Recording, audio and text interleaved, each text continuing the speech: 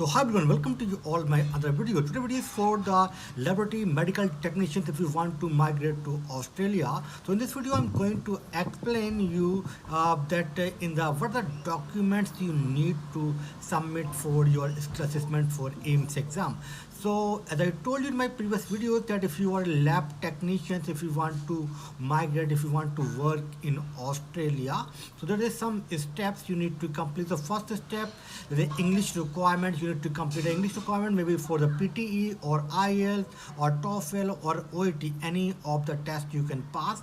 Then you have to apply for skills assessment. So we will see in this video detailed about the skills assessment. And next step, that the AIMS exam. It is an online exam and 3.5 hours, and you can be like a 50% you need to score. So I can say it's an easy exam. It is an online exam. You can give this exam from your home country, from your home. There is no need to go to any center for this AIMS exam, So now I am going to explain you that what are the requirement for to apply for skill assessment. So the first, basically the requirement, the educational requirement. So जो education requirement, they are saying that minimum your degree must be 3 years after the 12th. तो आपने अगर पहले जगह 12th किया है, उसके बाद आपने 3 साल की जो डिग्री की है आपने लेबोरेटरी मेडिकल साइंस में, कोई भी उसका नाम हो सकता है. जैसे कि आपने बहुत सारी जगह पे BSc MLT होता है, कुछ जगह पे जो है BMLT होता है या BBOC होता है, कुछ भी ऐसा कुछ भी नाम है, और 3 साल का उसका जो ड्यूरेशन किया था. तो जो मिनिमम जो डिग्री है 3 साल या 4 साल की डिग्री किया है आपने 12th के बाद, या आपने पहले डिप्लोमा किया था फिर बाद में आपने डिग्री किया, या आपने अगर BSc किया हुआ है जनरली लाइक बायोकेमिस्ट्री, माइक्रोबायोलॉजी, उस टाइप की किसी उसमें, और फिर बाद में आपने DMLT किया या आपने कुछ जो है PG डिप्लोमा किया, तो मे बी वो भी आपको एलिजिबल हो सकता है ना. तो ये जो फर्स्ट रिक्वायरमेंट है. उसके साथ में जो नेक्स्ट रिक्वायरमेंट है, you must have a 2 year experience.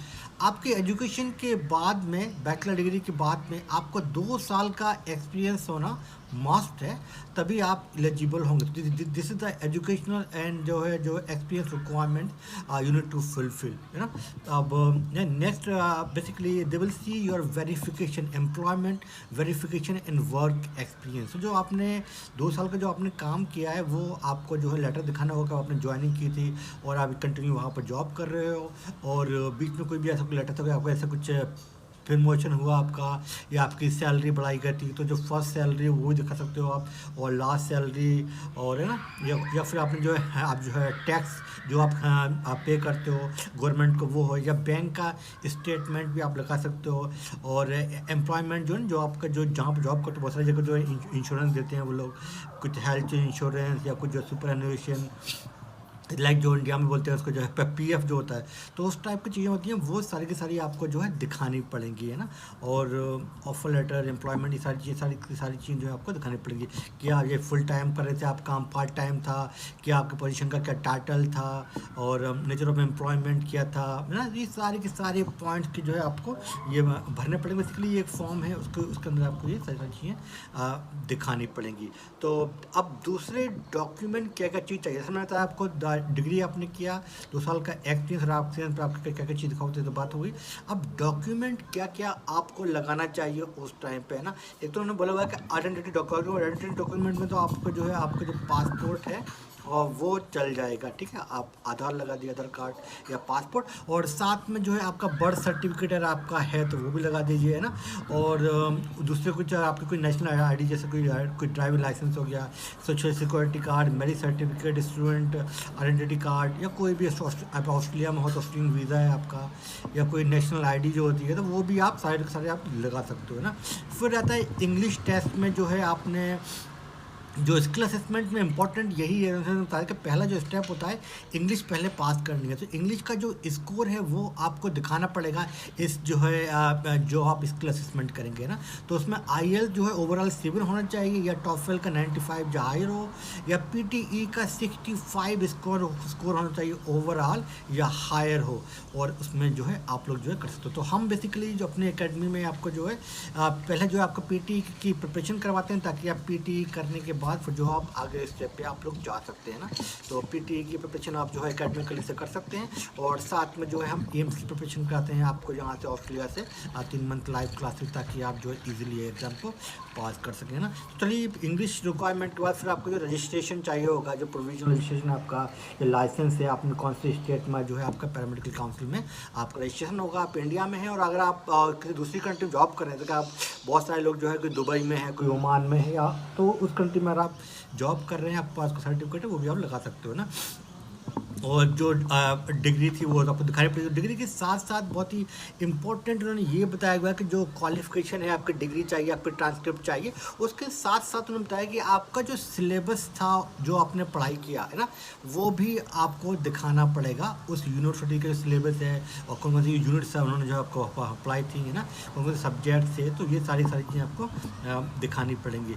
और इनकेस अगर आपने मास्टर डिग्री या PhD की हुई थी और बाय रिसर्च, तो रिसर्च का क्या टॉपिक था और उसका कुछ ऐसा कुछ आपके पास कुछ कंप्लीशन का कुछ लेटर है या कुछ थीसिस का कुछ एक्सट्रैक्ट है, वो भी आपको यहाँ पर जो है लगाना पड़ेगा। तो ये सब ये सारी की सारी चीज़ें जो है आपको लगाने के बाद और फिर जो है इनको एप्लीकेशन कर देनी है आपको, ये पूरा जो फॉर्म फिल करने के बाद, और एम्स के लिए तो ये जो है एटलीस्ट जो है ये उन्होंने एवरेज 3 से लेकर 6 महीने का टाइम लगता है, यहाँ पर उन्होंने लिखा हुआ है। और उसके बाद जो है फिर आपका ये स्किल असेसमेंट हो जाएगा। तो स्किल असेसमेंट के लिए जो इम्पोर्टेंट है, एक तो यही है कि आपको इंग्लिश पहले पास करनी है इसके अंदर, और नंबर 2 है कि ये जो आपका एक्सपीरियंस है और जो आपकी एजुकेशन भी है, वो आपको पूरी की पूरी जो आपका सिलेबस है, क्या चीज़ आपने पढ़ाई की थी, वो सारी चीज़ें आपको दिखानी पड़ेंगी। अब आप कहोगे कि ये तो हम मार्कशीट लगा रहे हैं, उसमें ऑलरेडी नाम दिया हुआ होगा कि ये सब्जेक्ट हमने पढ़ाई की, तो सब फिर ये क्यों मांग रहे हैं? तो उसका मेरा मकसद ये है कि भाई इंडिया में मेन प्रॉब्लम क्या है, कोई कोर्स 2 साल का है, कोई 3 साल का है, कोई डिस्टेंस लर्निंग से कर रहा है, कोई कैसा कर रहा है, तो कोई स्टैंडर्ड फॉर्मेट नहीं है वहाँ पर, है ना। तो डिफरेंट कंट्रीज़ में ऐसा ही चल रहा है अभी भी जो है लैब टेक्नीशियन के लिए। तो इसीलिए वो देखेंगे कि कितने आवर्स का जो है कोई फॉर एग्जांपल कोई माइक्रोबायोलॉजी या जो है कुछ जो है बायोकेमिस्ट्री, तो वो कितने आवर्स को आपको पढ़ाई गई थी और कैसे उसका असेसमेंट किया गया था। फॉर एग्जांपल कि भाई इंटरनल असेसमेंट था, फिर एग्ज़ाम होता था। तो ऐसे ये सारी की सारी चीज़ें हैं। बेसिकली एक कमेटी बैठती है और कमेटी जो है डिसाइड करती है, वो आपका पूरा सारे के सारे सर्टिफिकेट देखने के बाद, आपका एक्सपीरियंस देखने के बाद और आपका सिलेबस सारी चीज़ देखने के बाद फिर वो डिसाइड करेंगे कि आप जो है लेबोरेटरी टेक्नीशियन के लिए जाओगे या आप जो है मेडिकल लेबोरेटरी साइंटिस्ट के लिए आप जाओगे। तो जो एग्ज़ाम आपको मस्त देखना चाहिए, क्योंकि सैलरी बहुत ज़्यादा बढ़ जाती है एग्ज़ाम के देने के बाद, आप साइंटिस्ट बन जाते हो। साइंटिस्ट देख लो कितनी बड़ा एक टर्म है, PhD के बाद लोग बोलते हैं साइंटिस्ट, मैंने PhD किया, लोग मेरे को कुछ लोग बोलते हैं कि आप साइंटिस्ट बन गए हो ना। तो यहाँ पे लैब टेक्नीशियन में किसी ने बैचलर डिग्री किया है, 2 साल का एक्सपीरियंस है और वो ऑस्ट्रेलिया का जो मार्केशन करता है, तो उसको यहाँ पर साइंटिस्ट का टाइटल दिया जाएगा। तो टाइटल ही एक बहुत बड़ा है और यहाँ पर मैं कहूँगा कि आप मस्ट ट्राई करें, और हम यहाँ पे हैं आपकी हेल्प करने के लिए एकेडमिकली पर। तो आई होप को आपको बात समझ में आई होगी कि पहले जो इसका असेसमेंट इंग्लिश देनी है, फिर इसका असेसमेंट करवानी है, फिर आपको एम्स का एग्ज़ाम देना है और उसके बाद फिर आपको जो है वीज़ा को अप्लाई करना है। और अगर कोई भी क्वेश्चन है तो आप लोग यहाँ पर कमेंट करके पूछ सकते हैं। और ये जो हमारे ब्लॉग पे जाके आप पढ़ेंगे एकेडमिकली पर, वहाँ पर हम न्यू ब्लॉग डालते रहते हैं, तो वहाँ पर बहुत सारी इन्फॉर्मेशन को मैं वीडियो नहीं बना पाता हूँ, वहाँ पर हम ब्लॉग लिख कर डाल देते हैं। तो आप वहाँ पर जाकर डेफिनेटली आप पढ़ें उसको। बहुत सारे लोगों को जो हिंदी समझ में नहीं भी आती हो, तो you can go and read in English, you know. तो ये थी आज की वीडियो और thank you for this video.